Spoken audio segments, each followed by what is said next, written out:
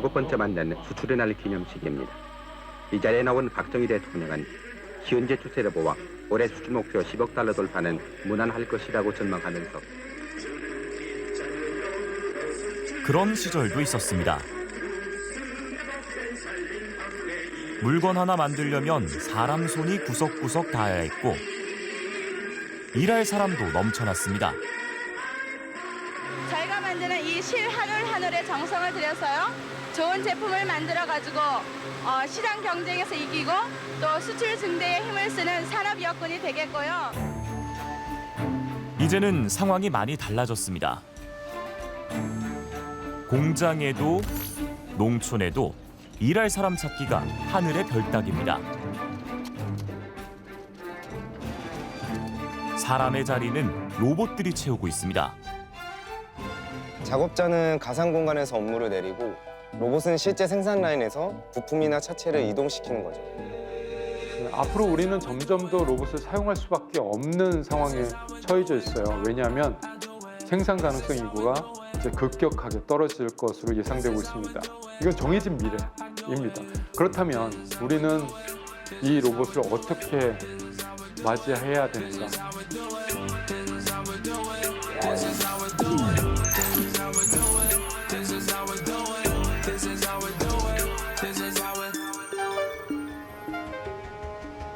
고성경찰서는 어젯밤 8시쯤 고성의 한 파프리카 선별장에서 로봇업체 직원 40대 A씨가 기계에 끼어 숨진 사고를 조사하고 있습니다.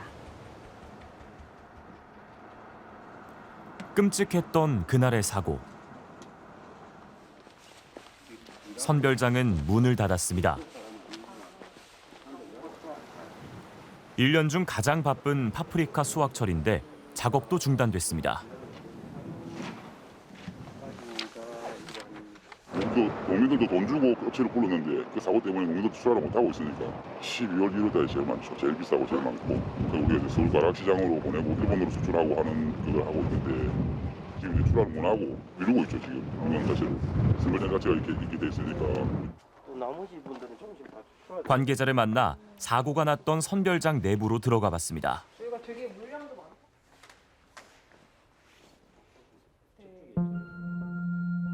선별장 한가운데 가동을 멈춘 로봇 2대가 보입니다. 크기별로 분류된 파프리카 상자를 옮겨서 쌓아주던 로봇이었습니다. 수출 라인 작업이 다 되고 이쪽 이제 최종적으로 와서 라벨을 붙여가지고 쭉 타고 갔다 오면 각 사이즈별로 들어오게 돼 있거든요. 그 들어오는 부분에 이제 센서 점검하는 과정에 이게 안 되는 부분을 저쪽에 가서 이제 점검하고 박스를 해수해 놓는 과정에서 그때 갔을 때는 의식 호흡이 이미 없으셨고, 예. 그래서 저희가 그 구조 장비 중에 유압 정제기라고, 요 종량물 작업 장비인데 요거를 이용해가지고 농산물 선별 기계의 그 끝부분, 그러니까 요 박스를 이렇게 양쪽으로 잡는 부분이라 해야 되나? 그 부분을 제가 그 장비로 이렇게 탈락을 시켜가지고. 바코드가 있는 상자를 들고 로봇의 작업 반경 안으로 들어갔다가 집게에 눌린 것으로 보입니다.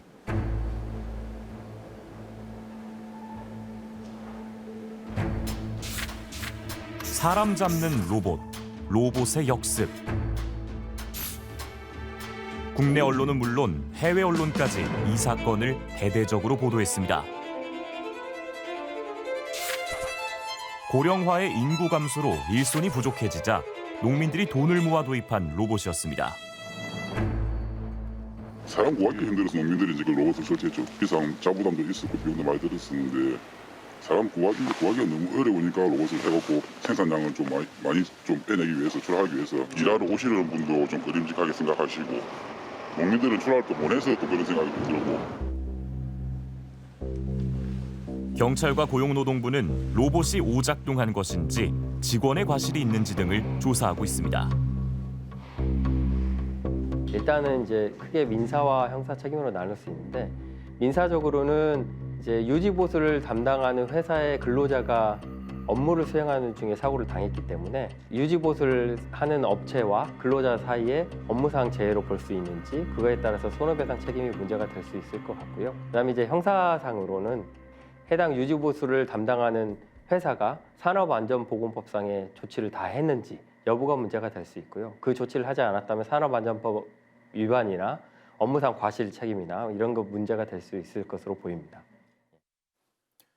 기사를 접하고 정말 이 충격도 많이 받고 안타까웠던 기억이 아직도 납니다.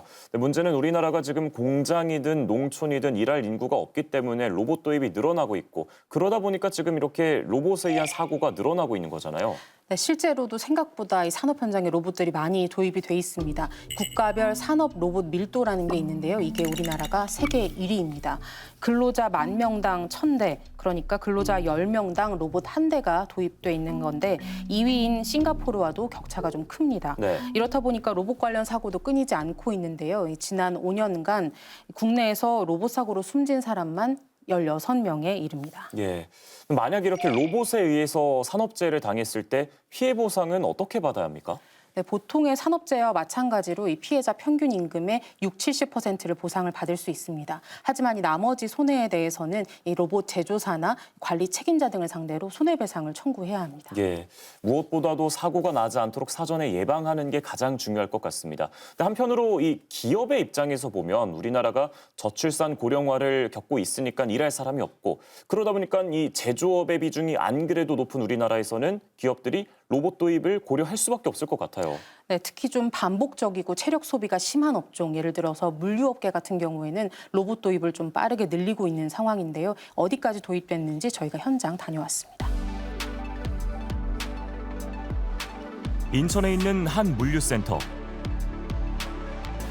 거대한 바둑판 모양의 철제 구조물 위로 140대 로봇이 분주하게 움직입니다. 뭘 하는지 봤더니 제품이 담긴 바구니를 잡아서 이리저리 옮기고 있습니다. 오토 스토어 시스템이라고 불리는 최첨단 물류 로봇입니다.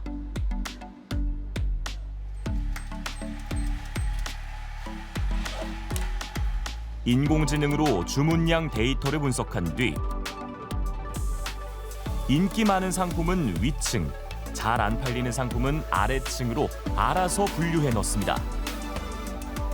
지금 왔다 갔다 하면서 물건을 옮기고 있는 게 자, 오늘 나가야 되는 물건들을 앞쪽으로 전진 배치를 해놓고 위쪽으로 상단 배치를 해놓고 그런 빈 바구니들을 계속 찾는 작업들도 합니다. 주문이 들어오면 16개 층으로 쌓인 바구니 속 8만 가지의 상품을 척척 골라냅니다. 사람은 거의 가장 마지막 단계에 투입됩니다.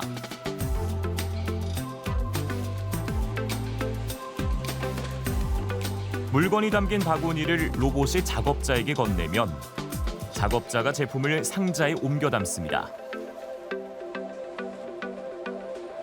이 상자는 컨베이어 벨트를 지나며 포장되는데 주문이 들어온 후 포장까지 불과 20분이면 완성입니다.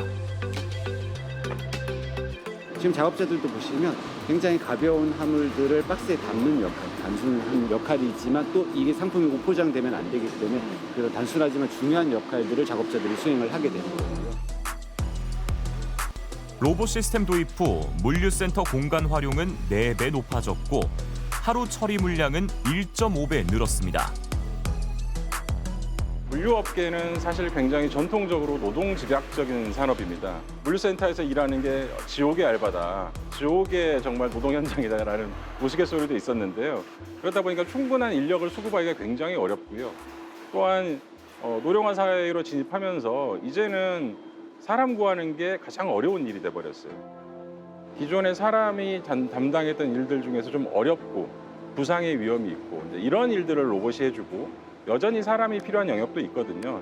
물류 로봇이 어려운 일을 담당해주고 사람과 같이 협업을 하면서 물류의 전체적인 생산성을 높이는 그러한 방향으로 물류 자동화 로봇 추진을 도입하고 있습니다.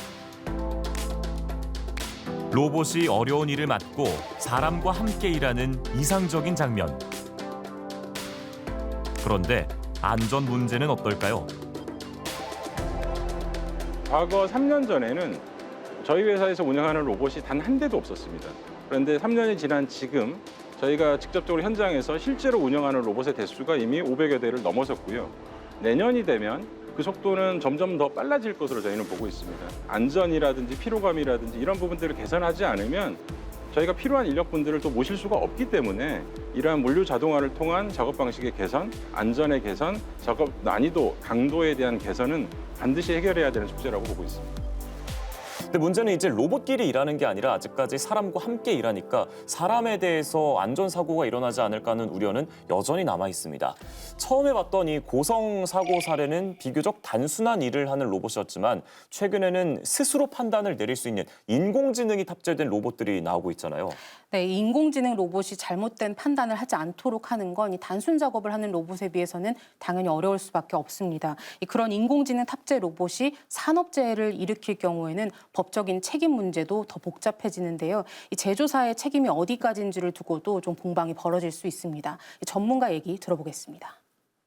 고도화된 인공지능 프로그램이 탑재된 로봇을 사용한 현장에서 사고가 발생한다면 조금은 책임 소재가 좀 달라질 것으로 보여요. 이제 인공지능의 결과는 사람이 전부 다 예상할 수 없거든요. 인공지능에 그런 경우에는 법인격을 부여해야 되는 거 아니냐라부터 시작을 해서 너무 복잡한 논의들이 있긴 합니다.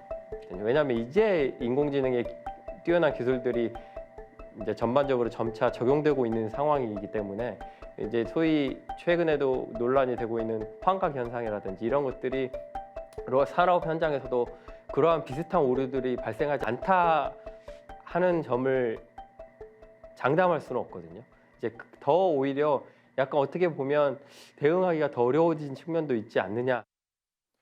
올해 돌풍을 일으켰던 인공지능 챗 GPT 같은 경우도 초기 모델로 따지자면 굉장히 엉뚱한 답변을 내려놓은 적이 있었잖아요. 부디 인공지능 로봇의 잘못된 판단으로 사람이 안전사고를 겪는 일이 없어야겠습니다. 그러기 위해서는 앞으로 정부와 기업의 대응도 상당히 중요할 것 같고요.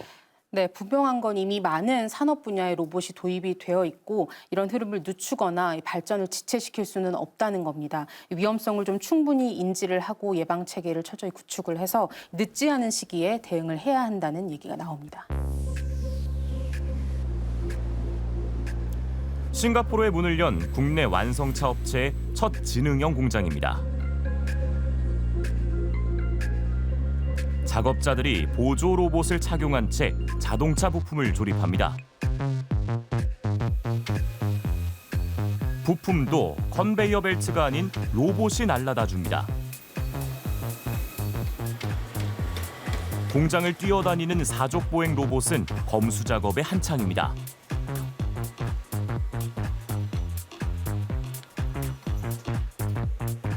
카메라가 달린 머리 부분을 이리저리 들이밉니다.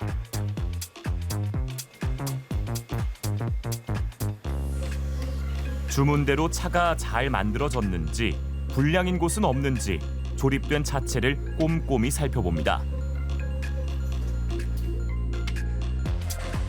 사람이 다칠 위험이 있는 곳에 너무 가까이 다가가면 경고 안내음도 나옵니다.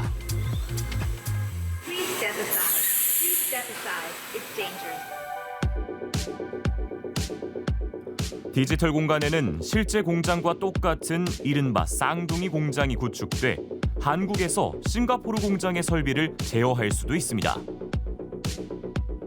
공장 전반에 대해서 센싱을 하고 그걸 데이터를 받아서 이제 인공지능들이 그것들을 분석을 해서 최적화된 생산을 할 수 있도록 지원하는 그런 시스템이 되어 있습니다. 그래서 저희들이 추구하는 것은 향후에는 자율 생산까지도 목표를 하고 있습니다. 어떤 물건을 지금 쥐고 계시던 그 물건은 로봇 손을 거쳐서 만들어졌다라고 봐도 과언이 아닙니다. 앞으로 우리는 점점 더 로봇을 사용할 수밖에 없는 상황에 처해져 있어요. 왜냐하면 생산 가능성 인구가 이제 급격하게 떨어질 것으로 예상되고 있습니다. 심지어 지금 신생아 태어난 숫자를 보면은 와, 우리 대한민국 큰일 났다라는 생각이 들어요. 그렇지만 만약에 노동력이 더 만들어질 수 있다면, 사람은 정해져 있지만 우리는 그 사람이 아닌 다른 노동력을 만들어낼 수 있다면 우리 대한민국은 망하지 않아도 되는 이런 스토리를 쓸 수가 있는 거죠.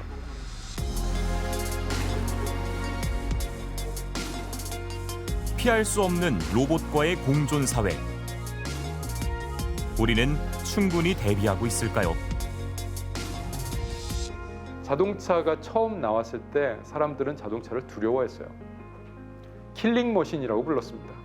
왜냐하면 자꾸 사고를 내거든요. 모든 기술이 마찬가지입니다. 어쨌든 모를 때는 굉장히 무서워요. 하지만 이것을 일단 알게 되면 그것을 이용을 하게 되고, 이용을 하게 되면 우리 삶은 더 좋은 방향으로 나아갈 가능성이 높아지는 것이죠.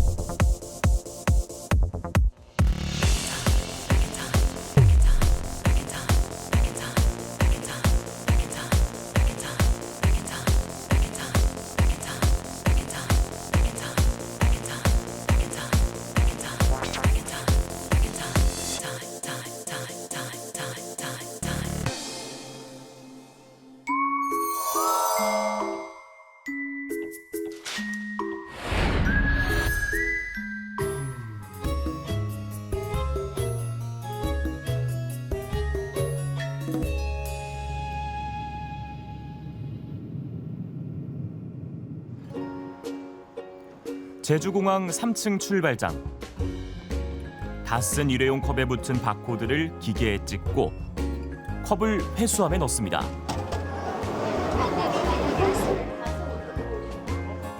카페에서 음료를 포장해 올 때 지불한 보증금 300원을 돌려받을 수 있습니다.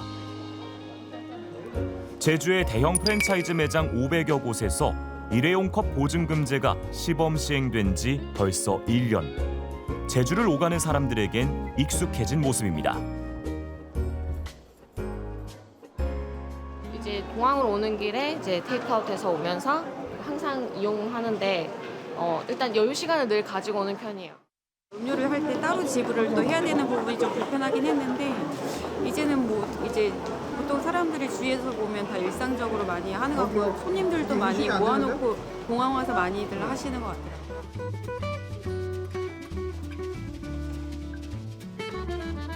제주도민들이 분리수거를 위해 일상적으로 찾는 재활용 도움센터에도 컵 반납기가 있습니다. 이렇게 반납한 컵들은 따로 수거돼 재활용됩니다. 환경 생각하는 거라고 생각하면은 어느 정도 좀 저는 좋게 생각하면서 또 반환하면 돈 받을 때도 조금 기분도 좋은 면도 있습니다. 시행 초기 30%에 머물던 일회용 컵 반환율은 80%에 이를 정도로 높아졌습니다. 이용하고 있는 사람들 중에 10명 중에 8명은 이제 반환을 한다는 얘기거든요. 이런 반환율은 이 정책이 처음 설계되고 시행될 때 가장 아이디어한 상태까지 온 거예요. 재밌는 통계 중에 하나가 이제 뭐 전 매장은 아닌데 몇 개 매장을 대해서 텀블러 사용량이 얼마나 늘었느냐. 그럼 작년 동기에 대비해서 237%가 는 통계도 있거든요. 그러면 이 정책에 대한 이게 어떤 효과? 뭐 이런 것들은 분명히 있는 거는 사실인 것 같고. 그런데 이렇게 자리 잡아가던 일회용 컵 보증금제가 최근 흔들리기 시작했습니다. 95% 했었는데 요새 갑자기 그 뉴스 나온 다음에 지 하는데 한 20%밖에 안 될걸요? 뉴스 다음에 딱 끊어졌어요. 기사가 나오면서 손님들도 이제 왜 그렇게 하냐, 다른 데는 안 하는데 이제 뭐 염려해 주시듯이 이제 그렇게 하시는 분도 많았었어요. 이들이 얘기하는 뉴스 바로 이 기사입니다. 환경부가 당초 2025년까지 전국으로 확대하기로 한 일회용 컵 보증금제 시행을 자치단체 자율에 맡기기로 했다는 겁니다. 습관들이 좀 잡힌 것 같은데 이게 또 이제 무산이 되거나 없어지게 돼버리면 손님들이 아주 당연하게 쓰실 거고 그러다 보면 또 길거리에는 일회용 컵들이 또 굉장히 많이 생길 거고.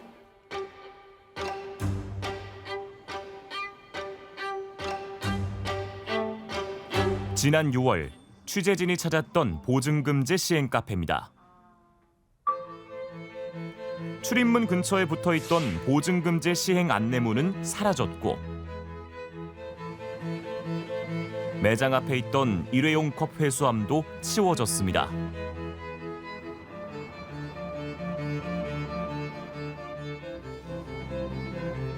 컵에 붙이는 보증금 라벨지도 구입해뒀지만 아예 사용하지 않고 있습니다.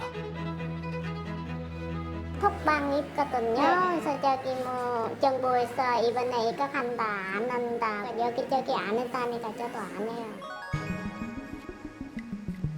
취재진이 제주 시내 보증금제 대상 카페 22곳을 직접 방문해 본 결과 보증금제를 안 하고 있는 곳이 절반에 이르렀습니다. 환경부의 보증금 컵 판매량을 보고하는 매장 수도 9월부터 꾸준히 줄고 있습니다. 지자체 자율에 맡기겠다라는 보도가 나왔는데 거기에 대해서 뚜렷한 해명이 없었어요. 그냥 검토 중이다. 그러면 언제까지 매장에서 이 부담들을 져야 되나? 여기에 대해서 명확한 로드맵도 없고 계획도 없고 책임이 있는 발언도 없기 때문에 저희도 더 이상 이걸 믿고 일을 진행을 할 수는 없는 상황이잖아요. 일회용 컵 보증금제가 전국에 시행되는 걸 전제로 관련 사업을 시작한 사람들은 난처해졌습니다. 이것 때문에 뭐 직원을 새로 채용을 해야 되고 그리고 차도 새로 샀고 했는데 만약에 이게 수독되는 상황이라면 그냥 저희 업체만 살짝 좀 피해보는 그런 느낌? 그렇잖아요. 그러면 솔직히 이걸 계속 이런 일에 동참할 업체가 과연 몇이나 될까 그런 생각도 들고. 법률까지 다 통과된 사업이잖아요. 저희는 그걸 믿고 작은 회사들이 이걸 다 덤벼들었거든요. 재발비라던가 인력이라든가 되게 많이 투자를 해놓은 상태였거든요. 답답한 상황이에요. 현실적 어려움을 감수하며 제도를 이행해온 매장들도 환경을 위한 그간의 노력이 헛수고가 되는 게 아닌지 우려합니다. 쉬는 시간도 없어지고 라벨을 붙여야 되고 컵을 또 치워야 되고 근데 그 고생을 하고 지금까지 이렇게 왔는데 회수율이 그때 80%가 넘었거든요. 충분히 할 수 있잖아요. 근데 왜 거기에 대해서 하겠다는 얘기를 못 하는 건지. 이 영상을 보니까 지난 여름 김채린 기자가 일회용 컵 보증금제가 시범 시행되고 있는 제주와 세종에 다녀왔던 게 기억이 납니다. 근데 그때 얘기를 했을 때는 이 제도가 더 활성화되지 않을까 싶었는데 지금 보니까 상황이 반대가 돼버렸습니다. 네, 보신 것처럼 분위기가 많이 달라졌습니다. 특히 작은 규모의 테이크아웃 전문 매장들을 중심으로 보증금제를 안 하고 있었습니다. 일손이 부족한 곳들부터 이탈이 시작된 겁니다. 이게 원래대로라면 전국적으로 시행되기로 했던 거잖아요. 네, 사실 일회용컵 보증금제는 2020년 국회를 통과한 관련 법에 따라서 지난해 6월부터 전국에 이미 시행됐어야 하는 제도입니다. 환경부는 국내에서 일회용컵이 연간 294억 개가 사용됐다는 통계를 내놓으면서 일회용컵 소비량을 줄이고 재활용률을 높이기 위해 이 제도가 필요하다고 설명해 왔습니다. 네. 그런데 지난해 5월 예정일을 불과 20일 앞두고 환경부가 전국 시행을 12월로 늦추겠다고 발표했고요. 넉 달 뒤에는 또 전국이 아니라 세종과 제주에서만 선도 시행하겠다고 계획을 바꿨습니다. 그러다가 올해 9월에 앞서 보신 보도가 나오자 자치단체 자율 시행을 포함해 종합적인 추진 방향을 검토하고 있다는 입장을 내놨습니다. 올해 8월 감사원은 환경부가 법에 규정된 제도 시행일을 준수하지 않았다고 지적하면서 법 취지에 맞게 전국 확대 시행 방안을 마련하라고 통보하기도 했습니다. 감사원의 지적까지 받았는데도 지역별 자율 시행을 검토한다. 이런 결정을 내린 이유가 뭘까요? 네, 환경부에 물어봤는데요. 일선 매장들의 고충을 얘기했습니다. 이 보증금제를 하려면 일단 컵에 보증금 라벨지를 하나하나 붙여야 하고 때에 따라서 손님들에게 이 보증금을 왜 받는지를 설명해야 하고 또 손님들이 반납한 컵을 씻어서 잘 보관해야 하는 등 이 업무가 많이 늘어나게 되거든요. 또 매장들은 업종별 형평성 문제를 제기하고 있는데요. 예를 들면 왜 편의점에서도 커피를 파는데 패스트푸드점이나 카페만 보증금제를 해야 하냐는 겁니다. 이런 현장 목소리에 더해서 이 지역별 여건도 많이 다르기 때문에 네. 일률적으로 전국에 보증금제를 시행하면 여러 문제점이 우려된다. 이게 환경부 설명입니다. 보증금제 확대를 위해선 오히려 제도의 운영을 각 지역에 맡기는 게 더 현실적일 수 있다는 얘기도 했습니다. 예. 어쨌든 이 현장의 혼란을 최소화하기 위해서라도 이 제도를 앞으로 어떻게 할지 얼른 결정을 내려줘야 될 것 같습니다. 네, 일단 환경부는 선도 지역인 제주와 세종 지역의 1년간 시행 결과를 검토해서 내년 상반기 중에 향후 추진 방향을 발표하겠다는 입장입니다. 이렇게 흔들리고 있는 건 일회용컵 보증금제만이 아닌데요. 지난달 정부가 발표한 일회용품 규제 역시 단속보다는 자발적 참여 쪽으로 방향이 전환되면서 현장에서 혼란이 빚어지고 있습니다.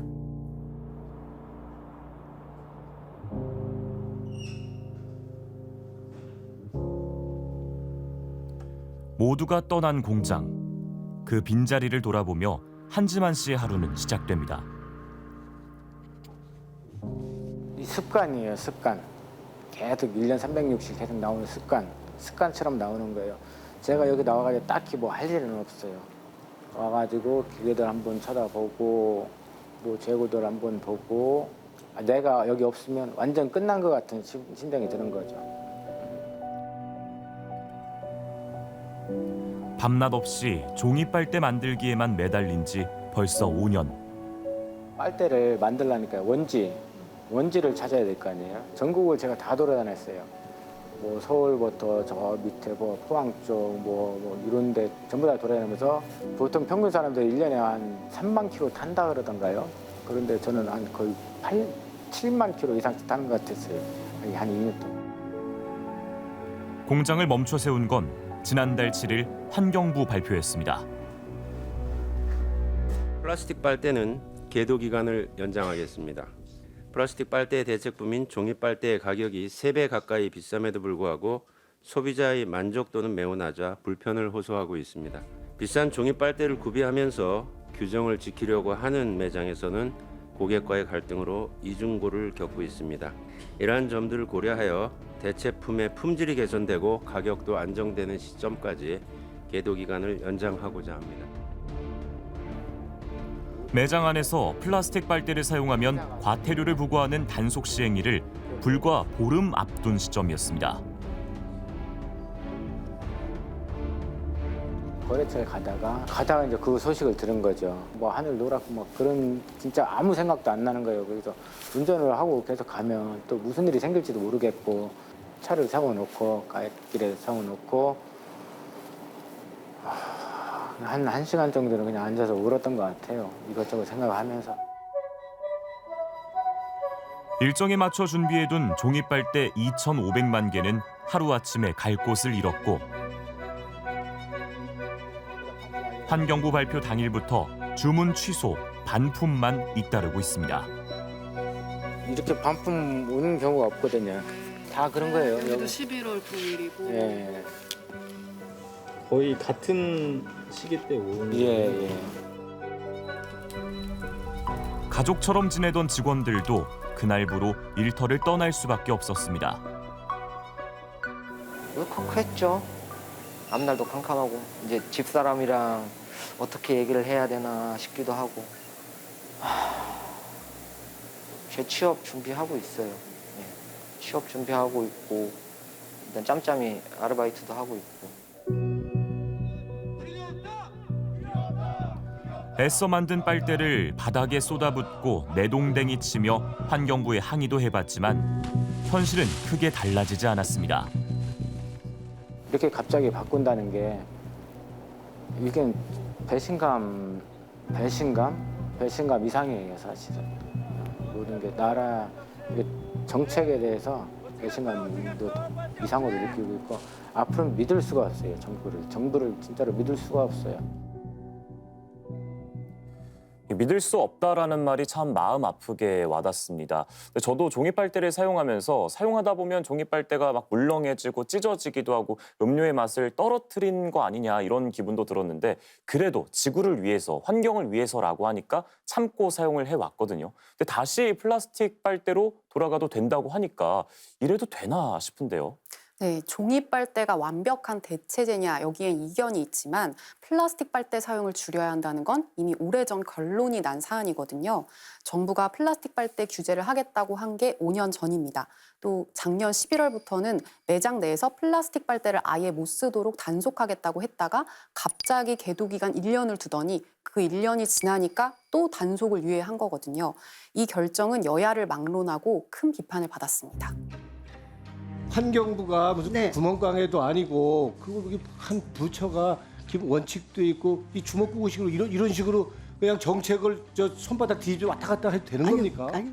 종이컵이든 빨대든 간에 어쨌든 뭐 문재인 정부 때에 이 부분에 대해서 정책을 수립해서 쭉 유지해 오는 과정 속에서 이 부분은 우리가 가야 할 길입니다. 친환경 사업에 뛰어들으셨던 분들에 대한 지원책은 반드시 마련돼야 되는 것이고.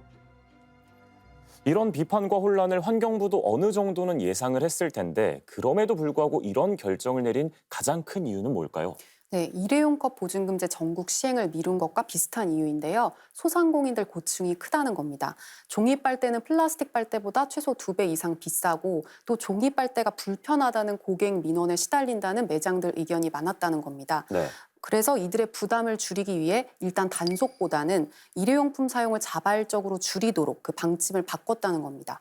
같은 이유로 정부는 편의점 등 소매점에서의 그 비닐봉지 사용을 단속하지 않기로 했고 또 매장 내 종이컵 사용 금지는 아예 규제를 폐지했습니다. 그래도 이렇게 한꺼번에 일률적으로 바꾸기보다는 1인 매장 같은 규모가 작은 곳만 이 유예를 한다든가 그런 식으로 조금 더 섬세하고 단계적으로 접근이 가능했을 것 같은데 아쉬운 마음도 듭니다. 네, 맞습니다. 이미 준비할 수 있는 계도 기간을 줬기 때문에 새로운 규제를 수용하기가 아예 불가능한 상황은 아니었거든요. 또 소비자들 역시 불편하다고는 하지만 일회용품 규제의 필요성에 대해서는 공감하고 있습니다. 환경부가 지난해 벌인 그 국민 인식조사 결과를 보면요. 일회용품 사용 규제를 강화할 필요가 있다는 응답이 87%였습니다. 또 이번 환경부 발표는 일부 일회용품 사용 규제를 완화한 건데 이게 일회용품을 다 편하게 써도 된다. 이런 식으로 잘못 받아들여질 수 있다는 우려도 나옵니다. 계도 기간을 무기한으로 연기하겠다 이건데 그거를 시민들이 받아들일 때는 일회용품 그냥 써도 되는구나라고 편리하게 생각을 하잖아요. 그런 생각이 그냥 확 퍼지는 게 제일 큰 문제라고 생각합니다.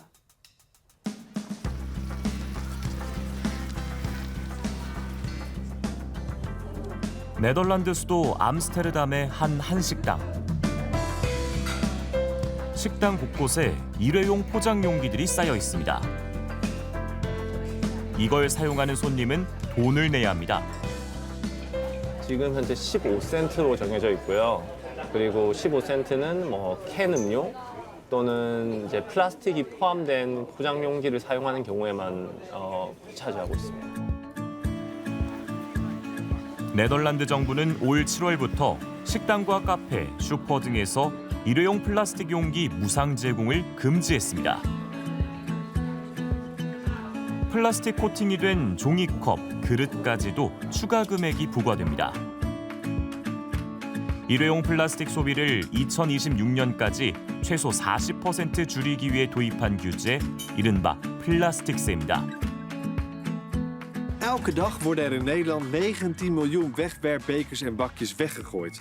Te veel van die bekers en bakjes komen als zwerfafval in het milieu terecht. Door nieuwe regelgeving zorgen we voor minder wegwerpplastic. 그런데 시행 5개월째인 이 정책에 제동이 걸렸습니다. 의회가 플라스틱세를 재검토하라고 정부에 요구한 겁니다. 일회용품 소비를 억제하는 효과가 미미하고 일회용품 생산자가 아닌 소비자와 자영업자에게만 부담을 준다는 게 주된 이유였습니다. 시민들의 의견도 분분합니다.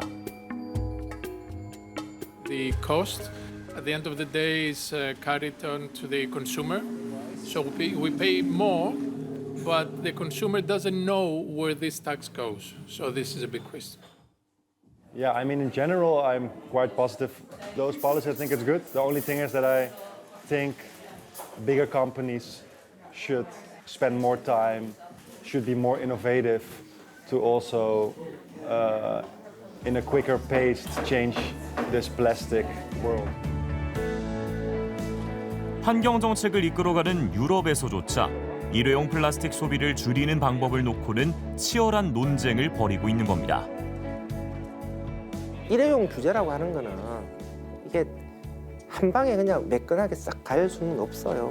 여러 가지 좀 시행착오를 거치면서 갈 수밖에는 없다라고 하는 생각이 들고, 그래서 이런 논란들을 거치면서 그러니까 일회용 컵이나 일회용 용기를 줄일 수 있는 최선의 효율적인 모델이 무엇이 될 것인가를 찾아가는 방법이 될 거라고 생각을 하고요. 일회용품 사용을 줄여야 한다는 국민적 공감대는 이미 무르익은 상황. 실천 과정에서 나타나는 다양한 갈등을 풀어나가는 게 앞으로의 과제입니다.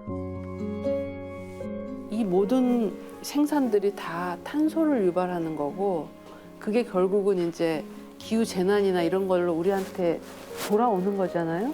일회용품 그 컵이나 빨대나 이런 게 작은 물건이지만 앞으로 우리가 꼭 해야 되는 변화를 향해서 가는 관문이에요. 아주 작은 관문, 첫 단계.